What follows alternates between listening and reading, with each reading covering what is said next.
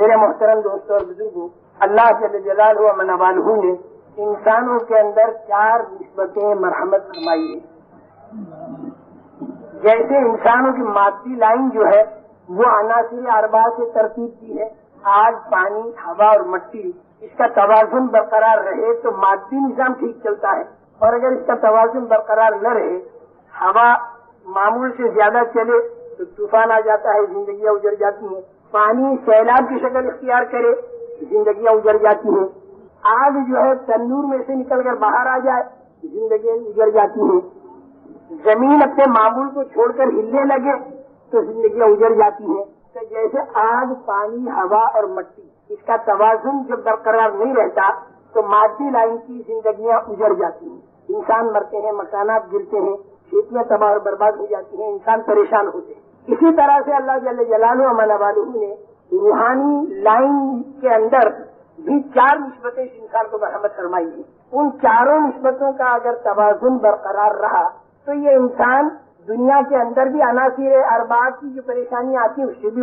بچے گا، آگ، پانی، ہوا اور مٹی کے ذریعے جو عذاب خدا کے آتے ہیں اس سے بھی یہ بچے گا، اور قبر کے عذاب سے بچ کر وہاں خدا کی رحمتیں اس کے اوپر نازل ہوں گی، حشر کے میدان کی تکلیفوں سے بچے گا، جہنم کی تکلیف سے بچے گا، جنت سے داخل ہوگا اور ہمیشہ ہمیشہ وہاں رہے گا، دنیا کے اندر بھی کامیاب ہوگا اور آخرت کے اندر بھی وہاں کامیاب ہوگا، بشرطے کہ یہ 4 نسبتیں جو اللہ نے مرحمت فرمائی ہیں وہ متوازن ہوں، اس کا توازن برقرار رہے، اعتدال کے ساتھ ہوں۔ ان میں سے ایک نسبت جو انسان کو اللہ نے دی ہے وہ عام جانداروں والی نسبت دی ہے، عام حیوانوں والی نسبت دی ہے۔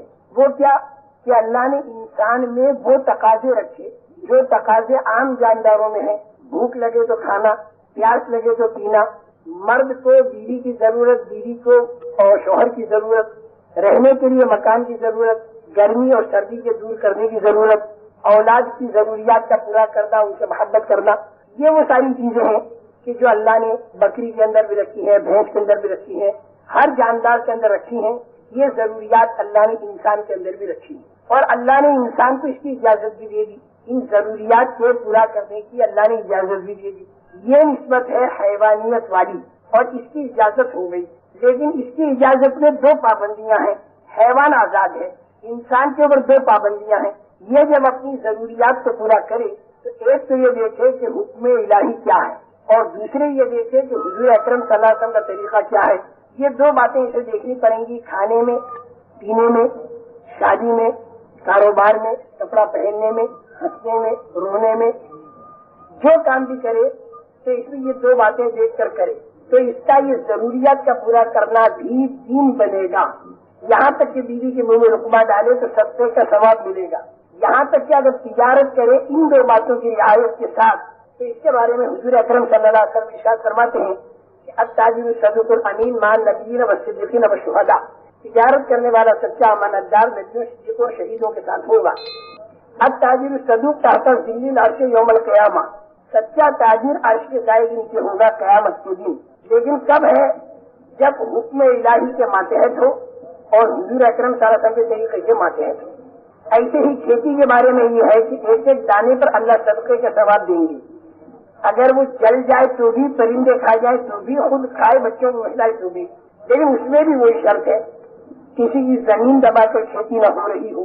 کھیتی میں اگر زمین عشری ہے تو اس کا عشر یعنی 10واں حصہ اناج کا ادا کیا جا رہا ہو، اور اگر زمین خراجی ہے تو اس کا خراج ادا کیا جا رہا ہو، جو کچھ بھی، وہ تو سارے مسائل تو علماء کرام بتائیں گے، لیکن زمین کے سارے احکامات پورا کرتے ہوئے کھیتی کرنے والا اگر کھیتی کرے گا، کسی کی زمین نہیں دبائے گا، کسی کی زمین پر قبضہ کرنے کے لیے جھوٹی قسم نہیں کھائے گا، اللہ کے حکم کی رعایت کرے گا، تو اس زمین پر ہل چلانے پر ایک ایک دانے پر اللہ صدقے کا ثواب دے گا۔ ایسے ہی کھانا ہے، پینا ہے، شادی ہے، ہر چیز کا اللہ ثواب دے گا، حالانکہ اس سے ہماری ضروریات پوری ہو رہی ہیں، لیکن اس میں تھوڑی پابندی ہے، 2 لگامیں ہیں، ایک امر الہی کے لگام، حضور اکرم صلی اللہ علیہ وسلم کے طریقہ اور اللہ کا حکم، یہ 2 چیزیں ان 2 پابندیوں کے ساتھ آدمی کرے۔ جانور پر یہ پابندی نہیں ہے نا، اسے جہاں پیشاب لگے گا وہ کر دے گا، انسان کو ذرا پردے کی جگہ چاہیے۔ جانور کو کھانے میں کوئی پابندی نہیں، جہاں بلی کو دودھ ملا اسے پی لیا، حلال ہے حرام ہے اسے کوئی پرواہ نہیں، لیکن انسان کو اس کی تحقیق کرنی پڑے گی کہ میں جو کھانا کھاتا ہوں حلال ہے یا حرام، حلال کے پیسوں سے خریدا یا حرام کے پیسوں سے خریدا، میں جو کاروبار کرتا ہوں یہ حکم الہی کے مطابق ہے یا حکم الہی کے خلاف ہے. بس ان دو باتوں کی رعایت کے ساتھ آدمی اپنی ضروریات کو پورا کرے. یہ تو ہے حیوانیت والی نسبت. ایک دوسری نسبت اللہ تعالیٰ نے ان انسانوں کو جو دی ہے وہ فرشتوں والی نسبت دی ہے. فرشتے جو ہوتے ہیں وہ خدا کی عبادت کرتے ہیں، لیکن فرشتوں میں اللہ تعالیٰ نے خواہشات نہیں رکھی، تقاضے نہیں رکھے. انہیں بھوک پیاس نہیں، انہیں بیوی کی ضرورت نہیں، اور انہیں جو پیشاب اور پاخانے کی ضرورت نہیں، انہیں تھکن اتارنے کی ضرورت نہیں، انہیں سونے کی ضرورت نہیں. یہ ضروریات اللہ نے فرشتوں میں نہیں رکھی. یہ ضروریات اللہ نے جانوروں میں رکھی ہے اور انسان میں بھی رکھی ہے. فرشتوں میں یہ ضروریات نہیں. فرشتوں کے اندر تو اتنی بات ہے کہ خدا جو کہہ دے وہ کرنا ہے، جو کہہ دے وہ بے تکلف کریں گے. اگر خدا یہ کہہ دے کہ فلاں بستی کو الٹ دیں گے، وہی جسم کے کائے کو الٹوں، فلاں پانی کے اندر سیلاب لاؤ، فلاں ہوا میں طوفان لاؤ، فلاں علاقے میں خوشحالی لاؤ، اللہ جو کہہ دے وہ کر دیتے ہیں. ساتوں آسمان فرشتوں سے بھرے ہوئے ہیں اور فرشتے اللہ کی عبادت میں لگے ہوئے ہیں. ایک بالش جگہ ایسی نہیں جہاں خدا کی عبادت نہ ہو رہی.